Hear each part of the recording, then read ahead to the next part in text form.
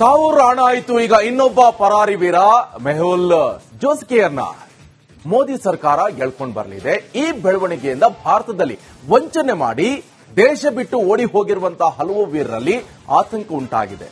ಮೆಹುಲ್ ಚೋಕ್ಸಿ ಯಾರು, ಆತನ ಹಿನ್ನೆಲೆ ಏನು, ಆ ಬಗ್ಗೆ ಒಂದು ಕಂಪ್ಲೀಟ್ ವಿವರ ಇದೆ, ನೋಡ್ಕೊಂಡು.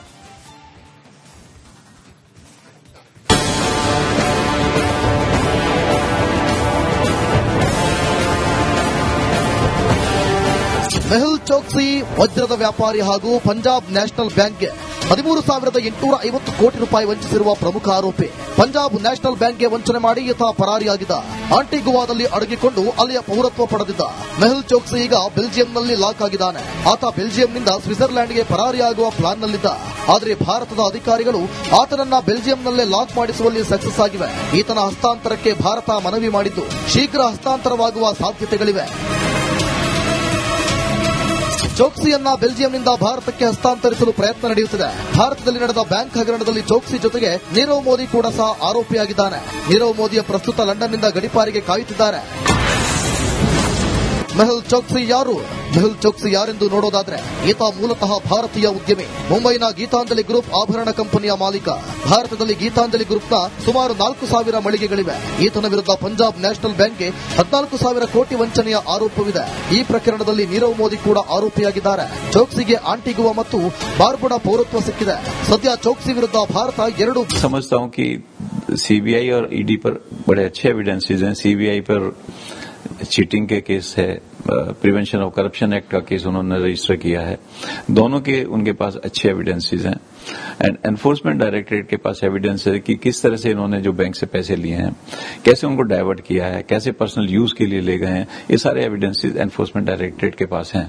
तो इस हिसाब से जुडिशियल प्रोसेस में भी हमें सफलता मिलेगी. ಇದಕ್ಕೆ ರಿಯಾಕ್ಟ್ ಮಾಡಿರೋ ಮೆಹುಲ್ ಚೋಕ್ಸಿ ಪರ ವಕೀಲರು ಬಂಧನದ ವೇಳೆ ಜಾಮೀನು ಅರ್ಜಿ ಸಲ್ಲಿಸುವ ಅವಕಾಶವಿಲ್ಲ, ಮೇಲ್ಮನವಿ ಸಲ್ಲಿಸುವ ಅವಕಾಶವಿದೆ. ಮೇಲ್ಮನವಿ ವೇಳೆ ಅವರನ್ನ ಬಂಧನದಲ್ಲಿಡಬಾರದು. ತಮ್ಮನ್ನ ತಾವು ಸಮರ್ಥಿಸಿಕೊಳ್ಳಲು ಹಸ್ತಾಂತರವನ್ನ ವಿರೋಧಿಸಲು ಅನುಮತಿಸಬೇಕು ಎಂದು ಹೇಳಿದ್ದಾರೆ.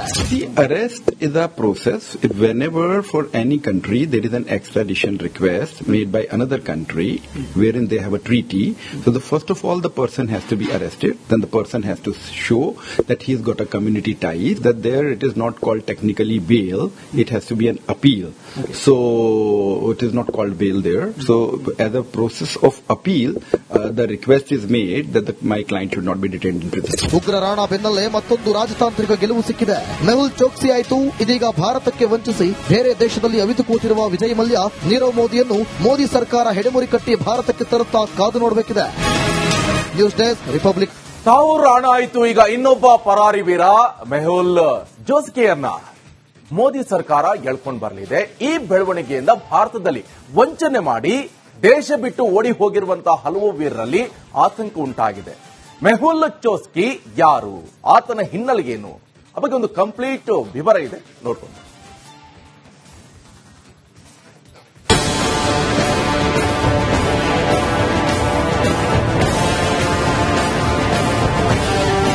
ಮೆಹುಲ್ ಚೋಕ್ಸಿ ವಜ್ರದ ವ್ಯಾಪಾರಿ ಹಾಗೂ ಪಂಜಾಬ್ ನ್ಯಾಷನಲ್ ಬ್ಯಾಂಕ್ಗೆ 13,850 ಕೋಟಿ ರೂಪಾಯಿ ವಂಚಿಸಿರುವ ಪ್ರಮುಖ ಆರೋಪಿ. ಪಂಜಾಬ್ ನ್ಯಾಷನಲ್ ಬ್ಯಾಂಕ್ಗೆ ವಂಚನೆ ಮಾಡಿ ಈತ ಪರಾರಿಯಾಗಿದ್ದ. ಆಂಟಿಗುವಾದಲ್ಲಿ ಅಡಗಿಕೊಂಡು ಅಲ್ಲಿಯ ಪೌರತ್ವ ಪಡೆದಿದ್ದ. ಮೆಹುಲ್ ಚೋಕ್ಸಿ ಈಗ ಬೆಲ್ಜಿಯಂನಲ್ಲಿ ಲಾಕ್ ಆಗಿದ್ದಾನೆ. ಆತ ಬೆಲ್ಜಿಯಂನಿಂದ ಸ್ವಿಟ್ಜರ್ಲ್ಯಾಂಡ್ಗೆ ಪರಾರಿಯಾಗುವ ಪ್ಲಾನ್ನಲ್ಲಿದ್ದ. ಆದರೆ ಭಾರತದ ಅಧಿಕಾರಿಗಳು ಆತನನ್ನ ಬೆಲ್ಜಿಯಂನಲ್ಲೇ ಲಾಕ್ ಮಾಡಿಸುವಲ್ಲಿ ಸಕ್ಸಸ್ ಆಗಿವೆ. ಈತನ ಹಸ್ತಾಂತರಕ್ಕೆ ಭಾರತ ಮನವಿ ಮಾಡಿದ್ದು ಶೀಘ್ರ ಹಸ್ತಾಂತರವಾಗುವ ಸಾಧ್ಯತೆಗಳಿವೆ. ಚೋಕ್ಸಿಯನ್ನ ಬೆಲ್ಜಿಯಂನಿಂದ ಭಾರತಕ್ಕೆ ಹಸ್ತಾಂತರಿಸಲು ಪ್ರಯತ್ನ ನಡೆಯುತ್ತಿದೆ. ಭಾರತದಲ್ಲಿ ನಡೆದ ಬ್ಯಾಂಕ್ ಹಗರಣದಲ್ಲಿ ಚೋಕ್ಸಿ ಜೊತೆಗೆ ನೀರವ್ ಮೋದಿ ಕೂಡ ಸಹ ಆರೋಪಿಯಾಗಿದ್ದಾನೆ. ನೀರವ್ ಮೋದಿಯ ಪ್ರಸ್ತುತ ಲಂಡನ್ನಿಂದ ಗಡಿಪಾರಿಗೆ ಕಾಯುತ್ತಿದ್ದಾರೆ. ಮೆಹುಲ್ ಚೋಕ್ಸಿ ಯಾರು? ಮೆಹುಲ್ ಚೋಕ್ಸಿ ಯಾರೆಂದು ನೋಡೋದಾದ್ರೆ ಈತ ಮೂಲತಃ ಭಾರತೀಯ ಉದ್ಯಮಿ. ಮುಂಬೈನ ಗೀತಾಂಜಲಿ ಗ್ರೂಪ್ ಆಭರಣ ಕಂಪನಿಯ ಮಾಲೀಕ. ಭಾರತದಲ್ಲಿ ಗೀತಾಂಜಲಿ ಗ್ರೂಪ್ನ ಸುಮಾರು 4,000 ಮಳಿಗೆಗಳಿವೆ. ಈತನ ವಿರುದ್ಧ ಪಂಜಾಬ್ ನ್ಯಾಷನಲ್ ಬ್ಯಾಂಕ್ಗೆ 14,000 ಕೋಟಿ ವಂಚನೆಯ ಆರೋಪವಿದೆ. ಈ ಪ್ರಕರಣದಲ್ಲಿ ನೀರವ್ ಮೋದಿ ಕೂಡ ಆರೋಪಿಯಾಗಿದ್ದಾರೆ. ಚೋಕ್ಸಿಗೆ ಆಂಟಿಗುವಾ ಮತ್ತು ಬಾರ್ಬುಡಾ ಪೌರತ್ವ ಸಿಕ್ಕಿದೆ. ಸದ್ಯ ಚೋಕ್ಸಿ ವಿರುದ್ಧ ಭಾರತ 2 समझता हूं कि सीबीआई और ईडी पर बड़े अच्छे एविडेंसेस हैं. सीबीआई पर चीटिंग के केस है, प्रिवेंशन ऑफ करप्शन एक्ट का केस उन्होंने रजिस्टर किया है. दोनों के उनके पास अच्छे एविडेंसेस हैं. एंड एनफोर्समेंट डायरेक्टरेट के पास एविडेंस है कि किस तरह से इन्होंने जो बैंक से पैसे लिए हैं, कैसे उनको डाइवर्ट किया है, कैसे पर्सनल यूज के लिए ले गए हैं, ये सारे एविडेंसेस एनफोर्समेंट डायरेक्टरेट के पास हैं। तो इस हिसाब से जुडिशियल प्रोसेस में भी हमें सफलता मिलेगी। ಇದಕ್ಕೆ ರಿಯಾಕ್ಟ್ ಮಾಡಿರೋ ಮೆಹುಲ್ ಚೋಕ್ಸಿ ಪರ ವಕೀಲರು ಬಂಧನದ ವೇಳೆ ಜಾಮೀನು ಅರ್ಜಿ ಸಲ್ಲಿಸುವ ಅವಕಾಶವಿಲ್ಲ, ಮೇಲ್ಮನವಿ ಸಲ್ಲಿಸುವ ಅವಕಾಶವಿದೆ. ಮೇಲ್ಮನವಿ ವೇಳೆ ಅವರನ್ನ ಬಂಧನದಲ್ಲಿಡಬಾರದು, ತಮ್ಮನ್ನ ತಾವು ಸಮರ್ಥಿಸಿಕೊಳ್ಳಲು ಹಸ್ತಾಂತರವನ್ನ ವಿರೋಧಿಸಲು ಅನುಮತಿಸಬೇಕು ಎಂದು ಹೇಳಿದ್ದಾರೆ. The arrest is a process.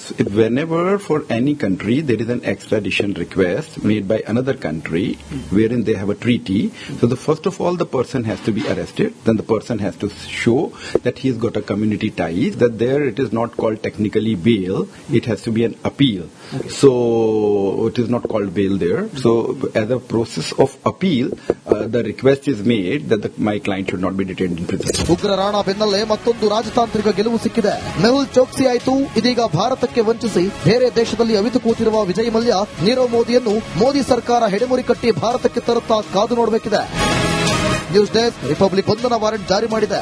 ಬಂಧನ ವಾರೆಂಟ್ ಜಾರಿ ತಾವು ರಾಣಾ ಆಯಿತು, ಈಗ ಇನ್ನೊಬ್ಬ ಪರಾರಿ ವೀರ ಮೆಹುಲ್ ಜೋಸ್ಕಿಯನ್ನ ಮೋದಿ ಸರ್ಕಾರ ಎಳ್ಕೊಂಡು ಬರಲಿದೆ. ಈ ಬೆಳವಣಿಗೆಯಿಂದ ಭಾರತದಲ್ಲಿ ವಂಚನೆ ಮಾಡಿ ದೇಶ ಬಿಟ್ಟು ಓಡಿ ಹೋಗಿರುವಂತಹ ಹಲವು ವೀರರಲ್ಲಿ ಆತಂಕ ಉಂಟಾಗಿದೆ.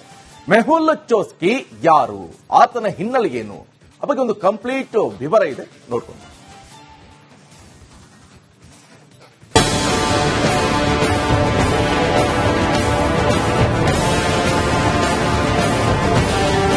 ಮೆಹುಲ್ ಚೋಕ್ಸಿ ವಜ್ರದ ವ್ಯಾಪಾರಿ ಹಾಗೂ ಪಂಜಾಬ್ ನ್ಯಾಷನಲ್ ಬ್ಯಾಂಕ್ಗೆ 13,850 ಕೋಟಿ ರೂಪಾಯಿ ವಂಚಿಸಿರುವ ಪ್ರಮುಖ ಆರೋಪಿ.